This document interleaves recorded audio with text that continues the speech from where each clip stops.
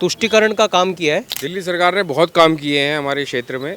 एक पे एक शराब फ्री पिलाई है। काम करो। झाड़ू पकड़ के शुरू में सफाई की, उसके बाद तो सफाई के लिए भी नहीं आए। काम तो कुछ खास ऐसा नहीं दिखा। हाँ, जनता वोट तो करती है फ्री के लिए, लेकिन अल्टीमेटली वो फ्री होता नहीं है।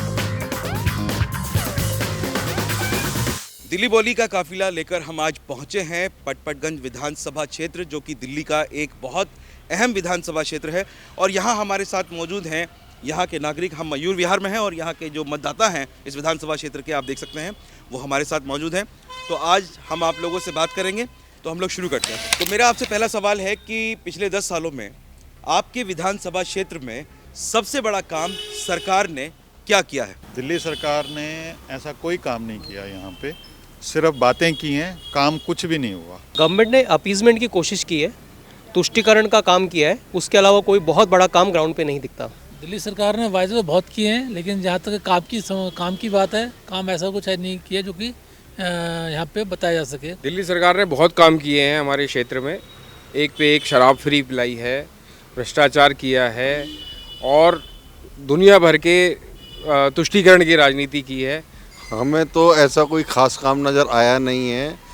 जबकि यहाँ से मनीष सिसोदिया थे, उप मुख्यमंत्री थे, उम्मीदें बहुत थीं, पर काम ऐसा कुछ बहुत ज़्यादा खास पटपड़गंज में तो देखने को नहीं मिलता है। उन्होंने वायदे किए थे, उसमें तो एक भी नहीं पूरा किया उन्होंने।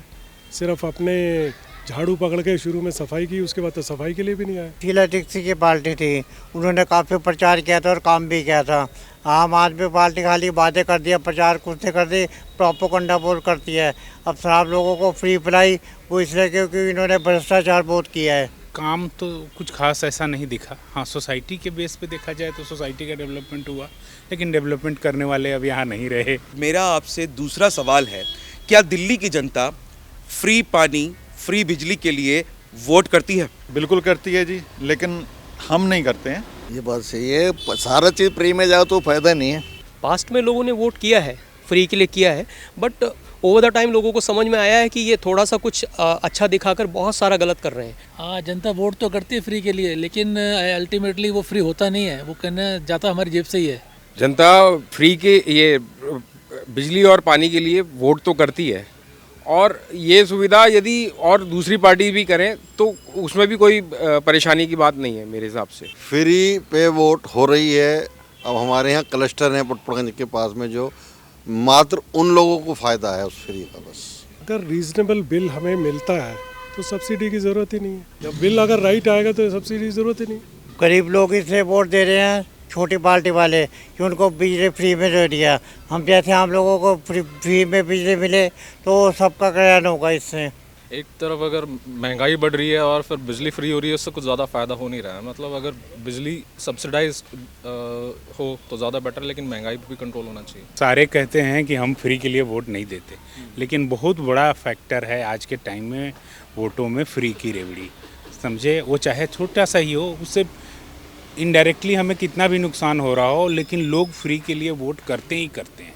मेरा आप लोगों से तीसरा सवाल है, हमारा अगला सवाल, कि जब अभी चुनाव होगा, दिल्ली में नई सरकार बनेगी, तो नई सरकार बनने के बाद आप लोग क्या चाहते हैं कि आपके विधानसभा क्षेत्र में पहला काम क्या होना चाहिए? यहाँ तो जो अनऑथराइज्ड पार्किंग और रोडों पे जो चलना मुश्किल हो रहा है ना, सबसे बड़ा ये प्रॉब्लम है। दोनों तरफ सड़कों पे गाड़ियाँ हैं या फिर दुकानें लगी हुई हैं, सारा फुटपाथ इंक्रोचमेंट है। ये सबसे बड़ा प्रॉब्लम है, और इससे हमें सबसे बड़ा पहले वो मिलना चाहिए, राहत मिलनी चाहिए। ट्रैफिक की प्रॉब्लम है और उससे जो पॉल्यूशन जनरेट होता है वो प्रॉब्लम है। यहाँ पे अवैध पार्किंग बहुत है।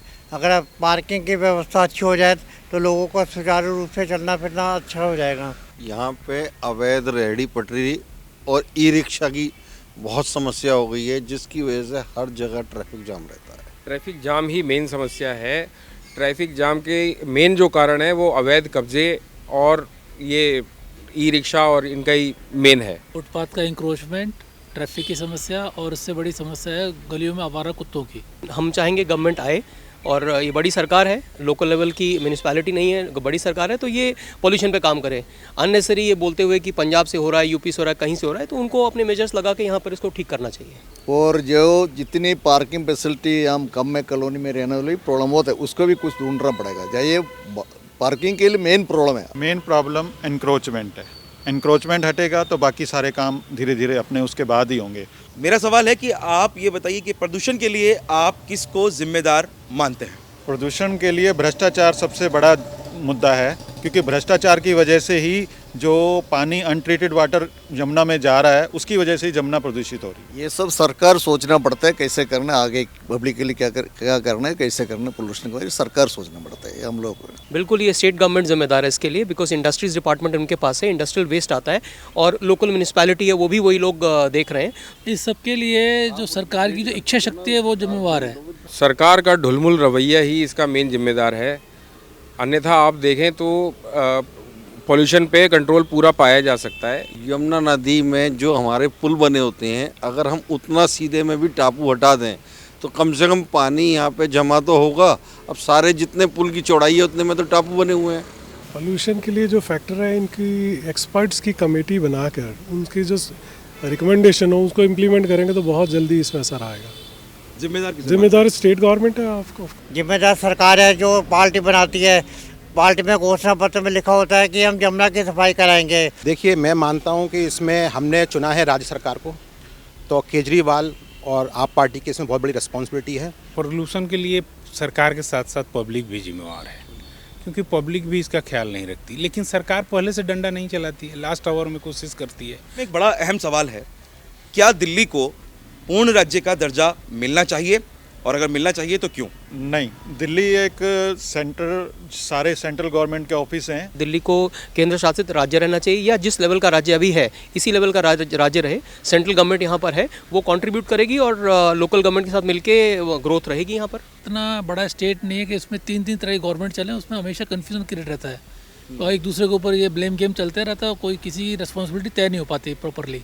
जनता को मुद्दे जो अपने जो काम है केवल वो चाहिए, वो यूटी में हो या पूर्ण राज्य हो, उससे कोई बहुत ज़्यादा फर्क जनता को नहीं पड़ता है। राज्य अगर बन गया तो समस्याएं काफ़ी ज़्यादा उत्पन्न हो जाएगी। यूटी रहेगा तो अच्छा रहेगा, बट ये है कि केंद्र और राज्य के बीच में समन्वय होना बहुत जरूरी है। राज्य सरकार बनता है या यूटी रहता है, क्या फ़र्क पड़ता है हमें नहीं पता, लेकिन हमें प्रॉब्लम क्या है कि कोई भी काम या कोई भी रिस्पॉन्सिबिलिटी स्टेट गवर्नमेंट सेंट्रल पे और सेंट्रल स्टेट पे एक दूसरे के पाले में गेंद फेंक के अपने को बचाते हैं, ये नहीं होना चाहिए। तो हम बढ़ते हैं अपने अगले सवाल की ओर, और मेरा अगला सवाल आपसे है जो कि जुड़ा है आपके जनप्रतिनिधि से, आपके इलाके के विधायक से। सवाल ये है कि क्या आप अपने विधायक से मिल पाते हैं? क्या आपके विधायक बुलाने पर आपके यहाँ आते हैं? जब तक सिसोदिया जी थे, बाहर थे, तो वो आते थे। हमने 2-3 बार जरूर अपने सोसाइटी में ही उनसे मिला है, तो उनसे मिलना बहुत प्रॉब्लम वाला बात तो नहीं था। विधायक जो हैं इस क्षेत्र के वो रीचेबल थे हम लोगों के लिए। अब जो भी यहाँ का विधायक चुना जाता है, पहले तो वो वादा करते हैं कि आपको कोई भी समस्या हमको बताएं। जब विधायक वो चुने जाते हैं, जब उन पे अगर टाइम होता तो कहते हैं हम पे टाइम नहीं है।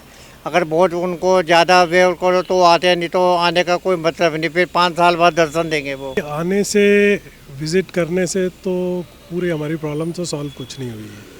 हमें सिर्फ मिलने से तो हम टीवी पे भी उनसे मिल लेते हैं, आके हमारी प्रॉब्लम सॉल्व करे तो ठीक है ना।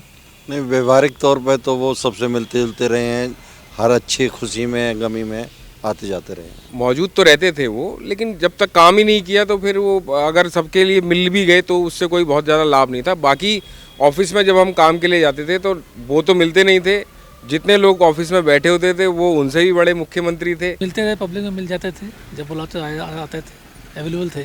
जी, अपनी मुलाकात नहीं हुई, आए सोसाइटी में 2-3 बार आए होंगे, पीछे से सामने पड़ गए तो मुलाकात हो गई, बट इम्प्रॉम्प्टू अपने आप प्लान करके आना, रेगुलर विजिट्स रखना, ऐसा नहीं दिखा। हमारे ये विधायक ने हमारे कुछ काम कर दिया, ऐसी बात है। अब मैं कभी और इनको पास गया था कोई काम के लिए तो मना नहीं करके भी देता था, ठीक है ना। हाँ जी, 2-3 बार उनसे मुलाकात हुई है, और बट बाकी तो ठीक है, जो उनको बोला गया है उसमें कुछ किया कुछ नहीं किया, मिले हैं लेकिन हमने।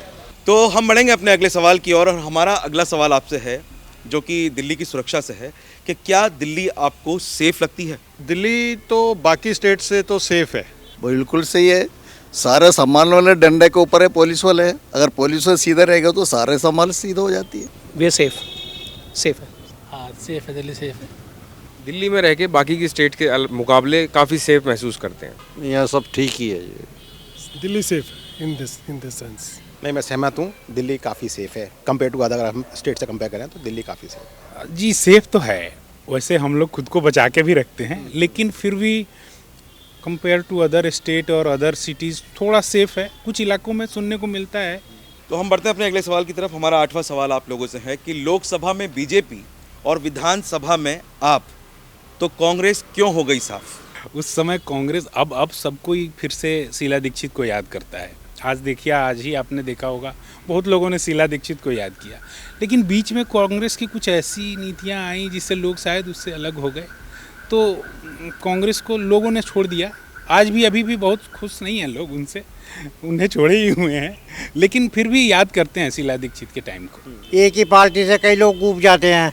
अब जैसे घर का ले लो, जैसे बाप जब बूढ़ा हो जाता है तो बच्चे कहते हैं मेरे तो अच्छा है, वही कांग्रेस का हाल हुआ है यहाँ पे। कांग्रेस अपने कामों की वजह से गई यहाँ से, और आपने उसका फ़ायदा उठाया, बीजेपी नहीं उठा पाई फ़ायदा। कांग्रेस का समाप्त होने का सबसे बड़ा कारण उसका अपना अहंकार रहा। वही बात है कि तुष्टीकरण की वजह से, मतलब कि एक वर्ग को ज़्यादा क्या कहते हैं वो करना और दूसरों को जो मेजॉरिटी वर्ग को इग्नोर कर देना, तो वो कब तक चलता? वो एक टाइम के बाद लोगों ने समझा और उसको बदल दिया। मेरे को जो सबसे बड़े फैक्टर लगे, एक उनका लीडर विहीन होना या मजबूत उनके पास लीडर ना होना। दूसरा जो नहीं, कांग्रेस के लीडर हैं बट इफेक्टिव लीडर्स जो लोगों में कॉन्फिडेंस दे सके कि हाँ हम आपको लीड कर रहे हैं, आप हमको सपोर्ट करिए, हम लेकर चलेंगे चीज़ों को आगे। कांग्रेस में मजबूत पहले वाला ख़त्म है, लेकिन मजबूत वाला आज आएगा तो बात ठीक है, लेकिन आज के जनरेशन आएगा तो एक टाइम लगता है। बाकी आप लेंगे जय करो, उसका नाम ले ले, जय करो उसका करो, वो कोई फ़ायदा नहीं है। काम करो। एक्चुअली उनकी ना पॉलिसी मैटर गलत है, पॉलिसी फेलियर है उनका, इसीलिए नीचे तक वो पहुंच नहीं पा रहे हैं। उनको थोड़ा पॉलिसी में ठीक करना पड़ेगा अपने। बाकी ऐसा नहीं है कि वो बिल्कुल ख़त्म हो गए हैं, धीरे धीरे बढ़ रहे हैं अभी, लेकिन कंपैरिजन में टिक नहीं पा रहे हैं, बस आप ये कह सकते हैं। तो हम अगले सवाल की तरफ बढ़ेंगे, सवाल नंबर 9, और हमारा सवाल आपसे है कि दिल्ली के वोटर लोकसभा और विधानसभा में अलग अलग पार्टियों को क्यों चुनते हैं? अक्सर ये देखने में आ रहा है। इसलिए कि विधानसभा में लोकल मैटर आ जाते हैं, उसके अंदर दूसरे देश के मैटर होते हैं, इसलिए वो अलग अलग चुनते हैं। तो कोई काम के लिए चला जाएगा तो मिलता नहीं विधायक, वो बिजी है, कभी मीटिंग में उधर है, लेकिन कभी लोगों के लिए भी थोड़ा मिलना चाहिए।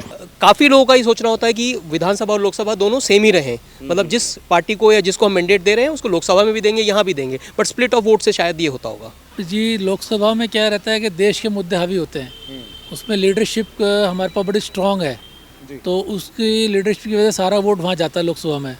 और विधानसभा में क्या है कि मुद्दे बदल जाते हैं और वो लोकल मुद्दों पे वोट होता है, तो जनता उसमें अपने लोकल नफ़ा नुकसान को देखती है, जहाँ उसको लगता है ये हमारे लिए बेनिफिशियल, तो उसको वोट कर देती है। लोकसभा में राष्ट्र सर्वोपरि हो जाता है और विधानसभा आते आते लालच जो है वो भारी पड़ जाता है। बिकॉज लोकल इश्यूज रहते हैं, उसके लिए लोग शायद चुनते हैं।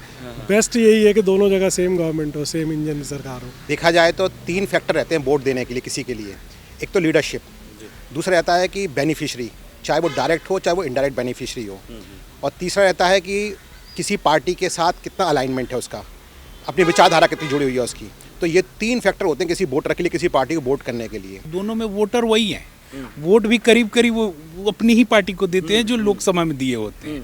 कभी कभी थोड़े से वोटर जो हैं जो फ्री के चक्कर में इधर उधर होते हैं, वही डिसाइडिंग फैक्टर होता है। आखिरी सवाल आपसे है, बड़ा अहम सवाल है कि जब आप चुनाव में वोट डालने के लिए जाते हैं तो वोट करते समय आप क्या देखते हैं?